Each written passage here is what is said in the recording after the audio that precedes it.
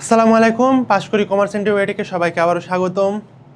আমি আছি সাইফ মাহমুদ, তোমাদের ব্যবসায় সংগঠন ব্যবস্থাপনা কোর্স নিয়ে। চলো আজকে আমাদের পড়ালেখা শুরু করি।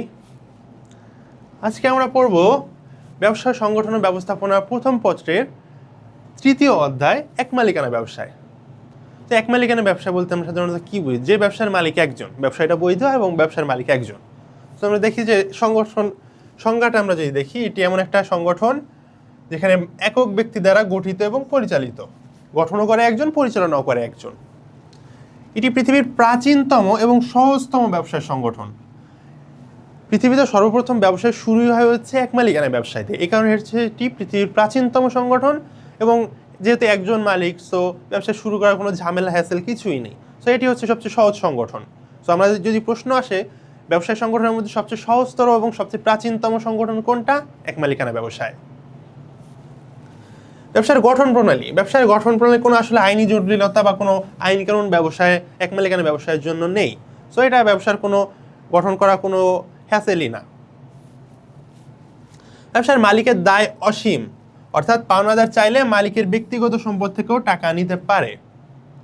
এক মালিকানা ব্যবসার মালিক যেহেতু একজন, তার এবং সে ব্যক্তিগতভাবে সকল দায়ের জন্য দায়বদ্ধ। হয়তো দেখো সে ব্যবসা করেছে হচ্ছে 1 লক্ষ টাকা মূলধন নিয়ে, কিন্তু লসের কারণে তার 1.5 লক্ষ টাকা লস হয়ে গেছে। এখন বাকি যে 50,000 টাকা, সেটার জন্য কিন্তু তার ব্যক্তিগত সম্পদ দায়বদ্ধ।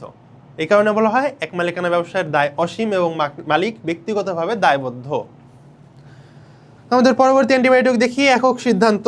মালিকের কারণ অনুমতি নিতে হয় না, দ্রুত সিদ্ধান্ত নেওয়া যায়। সো দ্রুত বর্ধনশীল এবং সবচেয়ে দ্রুত সিদ্ধান্ত নেওয়া যায় এমন ব্যবসায় কোনটা? এক মালিকানা ব্যবসায়, কারণ মালিক একজন, কারোর সাথে আলোচনা করার প্রয়োজনই হয় না। আমাদের পরবর্তী অ্যান্টিবায়োটিকগুলো একটু দেখি। ব্যবসার গোপনীয়তা সবচেয়ে সহজ, যেহেতু তুমি একাই ব্যবসা করতেছো, তুমি তো কাউকে শেয়ার করতেছো না। তোমার কনফিডেন্সিয়াল যে গোপনীয় তথ্য আছে সব তুমিই জানো। তুমি কার কাছে কত টাকা পাও, কে তোমার কাছে কত টাকা পায়, কার সাথে কি রিলেশন, সব তুমি একাই জানো। সো গোপনীয়তা খুবই ভালোভাবে মেনটেন করা যায়। সকল মুনাফা মালিক একাই ভোগ করেন, সকল ঝুঁকি একাই বহন করেন। মালিক যেহেতু সে একা, সব রিস্কও একা নেয়, তো মুনাফাকে সে অন্যের সাথে শেয়ার করবে, সে তো নিজেই ভোগ করবে, তাই না? সো পরবর্তীতে দেখি পৃথক আইনগত সত্তাহীনতা। আইনের দৃষ্টিতে মালিক এবং ব্যবসায় অভিন্ন একক সত্তা। এক মালিকানা ব্যবসায়ের কোনো পৃথক আইনই নেই এবং এই কারণে আদালতের দৃষ্টিতে এক মালিকানা ব্যবসায়ের এন্টিটি এবং মালিক হচ্ছে একই সত্তা। সো এটা আইনের দৃষ্টিতে মালিক ও ব্যবসায় অভিন্ন। স্থায়িত্বের অনিশ্চয়তা। মালিকের ইচ্ছা, মৃত্যু, শারীরিক অক্ষমতা ব্যবসায় বন্ধ হতে পারে। মালিক যেহেতু তুমি একা, তুমি যদি অসুস্থ থাকো, তুমি তো আমার ব্যবসা রান করতে পারবে না, ব্যবসার দোকান বন্ধই থাকবে।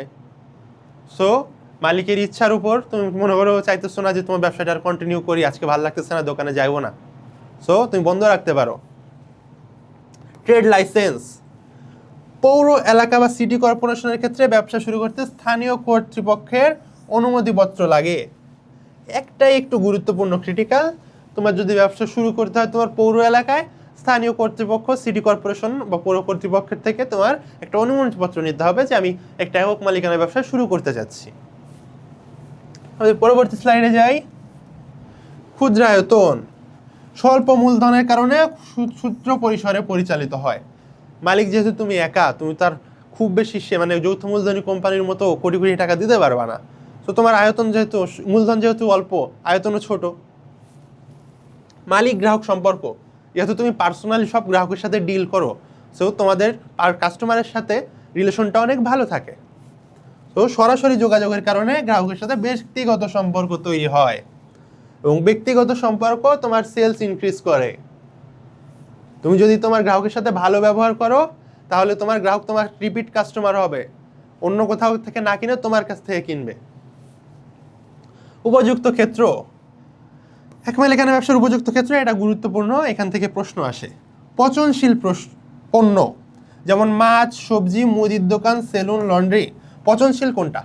মাছের ব্যবসা যদি তুমি দাও, মাছ তো পচনশীল দ্রব্য, সবজিও পচে যায়, সেই ধরনের দ্রব্য। আর যেসব ব্যবসা আসলে স্বল্প মূলধন নিয়ে করা যায়, যেমন হচ্ছে তোমার মুদির দোকান, মুদির দোকানের ক্ষেত্রে তোমার স্বল্প পুঁজি তো করতে পারছো, 20-30 হাজার টাকা নিয়ে তুমি শুরু করতে পারতেছো। আবার লন্ড্রির ক্ষেত্রে তোমার সেটা খুব একটা বেশি টাকা খরচ হবে না, 20-30 হাজারে কমপ্লিট করতে পারবা। সেলুনেও সেম। সো যে সকল ব্যবসায়ের খরচ কম, মূলধন কম লাগে, সেই ক্ষেত্রে হচ্ছে আমরা এক মালিকানা ব্যবসায়। আর হচ্ছে আমাদের পচনশীল পণ্য। ব্যবসা পরিচালনার স্বাধীনতা, মালিক খবরদারি ছাড়া স্বাধীনভাবে ব্যবসা করতে পারে। যদি তোমার পার্টনারশিপ বিজনেস করো, অংশীদারি ব্যবসায়, তোমার বন্ধুর সাথে, মনে করো তোমরা 3 বন্ধু মিলে একটা বিজনেস করতেছো, সো বাকি 2 বন্ধুর সাথে আলোচনা না করে কি তুমি কোনো ব্যবসার ভাইটাল ডিসিশন নিতে পারবা না। কিন্তু যদি তুমি এক মালিকানা ব্যবসায় মালিক হও, তাহলে তুমি কারোর সাথে আলোচনা ছাড়াই নিজের মতো ইনস্ট্যান্ট ডিসিশন নিতে পারবে। এবার দেখি নমনীয়তা। মালিক প্রয়োজনে দ্রুত ব্যবসার ধরন বা কৌশল পরিবর্তন করতে পারে। এখন মনে করো তুমি মাছের ব্যবসা করতেছিলে, এখন তুমি মাছের ব্যবসায় 10,000 টাকা ইনভেস্ট করছো, দেখছো যে না তুমি মাছ সেল করতে পারছো না, মাছ পচে নষ্ট হয়ে যাচ্ছে, তুমি 5,000 টাকার সেল করতেছো, 5,000 টাকা লসই হচ্ছে। তো এখন তুমি দেখলে কি, তাহলে আমি সবজির ব্যবসা করে দেখি আমি মাছ তো আমি পারতেছি না, সবজির ব্যবসা করে দেখি আমি প্রফিট করতে পারি কিনা। যেহেতু তোমার ইনভেস্টমেন্ট কম, তুমি হচ্ছে অন্য কোথাও থেকে 5,000 টাকা ধার নিয়ে তুমি একটা সবজির ব্যবসা দিতে পারতেছো। সেই কারণে হচ্ছে নমনীয়তা একটি এক মালিকানা ব্যবসার অত্যন্ত গুরুত্বপূর্ণ একটি বৈশিষ্ট্য।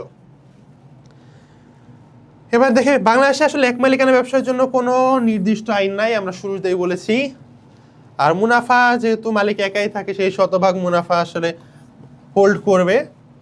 একক নিয়ন্ত্রণ, মালিক ব্যবস্থাপক এবং পরিচালক, মালিক যেহেতু একা, সে নিজেই সব ব্যবস্থাপনা করে, ব্যবসা সে নিজে একাই পরিচালনা করে। তো এক মালিকানা ব্যবসার ব্যবস্থাপক পরিচালক মালিক একাই। যদি আমার প্রশ্ন করে যে এক মালিকানা ব্যবসায়ের ব্যবস্থাপক কে অথবা পরিচালক কে, তাহলে উত্তরকে মালিক নিজেই। এবার দেখি গত বছর আমাদের এই অধ্যায় থেকে কি প্রশ্ন এসেছে। গত বছর আছে নিচের কোনটি এক মালিকানা ব্যবসার উপযুক্ত ক্ষেত্র। আমরা কি পড়েছি, যে ব্যবসার পুঁজি কম লাগে এবং পচনশীল দ্রব্য, এগুলো হচ্ছে এক মালিকানা ব্যবসার উপযুক্ত ক্ষেত্র। আমার প্রশ্ন কি আছে, জাহাজ নির্মাণ, ভাই জাহাজ নির্মাণ করতে লাখ লাখ টাকা লাগে, এটা কি আমি এক মালিকানা পারবো না। সিমেন্ট কারখানা, কোটি টাকার ব্যবসা, পারবো না। ব্যাংকে তো কোটি টাকার নিচে ডিলই হয় না, তুমি 400 কোটির নিচে তুমি ব্যাংক স্ট্যাবলিশই করতে পারবে না, পারমিশনই পাবে না, তাহলে তুমি ব্যাংক কিভাবে এক মালিকানায় দিবা। পচনশীল দ্রব্য যেমন মাছ, সবজি, এই ক্ষেত্রে তুমি খুব সহজেই ব্যবসা দিতে পারবে। সো এক মালিকানা ব্যবসার উপযুক্ত ক্ষেত্র হচ্ছে পচনশীল পণ্য, উত্তর পচনশীল পণ্য। এমনই আরও 15টা এমসিকিউ এই অধ্যায় থেকে আমাদের শিটে আমরা দিয়েছি, এবং প্রত্যেকটা এমসিকিউর নিচে সুন্দরভাবে আমরা ব্যাখ্যা দিয়েছি। সো আমাদের শিট যদি তোমরা ফলো করো এবং আমাদের ক্লাস নিয়মিত করো, এই অধ্যায় থেকে যে প্রশ্নই আসুক তোমরা খুব সহজেই সলভ করতে পারবে। So that's all for today's class. Thank you everyone.